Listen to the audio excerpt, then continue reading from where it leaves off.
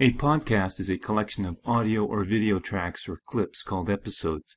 You can create a podcast container inside your web publishing folder and broadcast yourself to the world.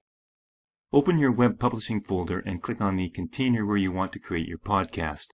If you want to have it at the root level of your website, click on the first item in the list, in my case the web publishing folder itself, then click on New Web Page, and then double-click on Podcast. This creates the container where you will store your episodes. As we have done for all new containers, select the new container and click on Appearance to set the appearance to the same one that you have used for all other containers. Before we start creating episodes, we need to provide some podcast details. Click on the container and then Edit Podcast Details.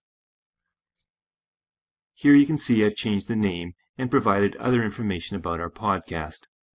It's a trip to Paris, and the update frequency is how often the iTunes Music Store will check back for new episodes. To set it for 1 day, I entered 1,440 minutes, and that resulted in the 1 day. For the iTunes album art, we can either right-click and attach, or paste a 300 pixel by 300 pixel image. Now we can create the episodes. To create an episode, we select our container and click on the New Episode button. All starred fields are required and other fields are optional. At this point, we can either attach an audio or video file by dragging and dropping on the form, or we can use FirstClass's built-in recording feature to record an audio podcast. Click on the Record Episode button and then the Record button to start recording your episode. As you speak, the audio file is created. Click the same button to stop the recording, and when done, click on Save. Before we look at this on the web, let's add one more episode, but this time, let's attach a video.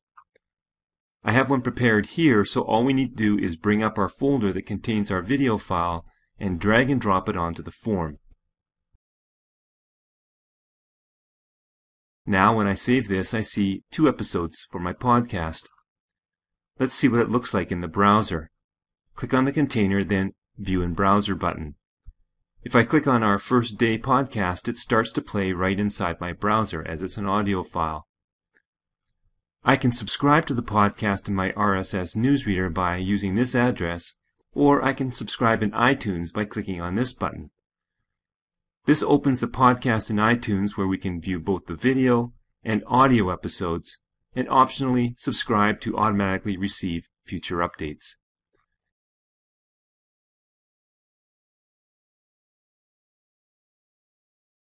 As with all containers, you can back out to the home screen where the navigation will allow you to go directly to any of the other pages or containers.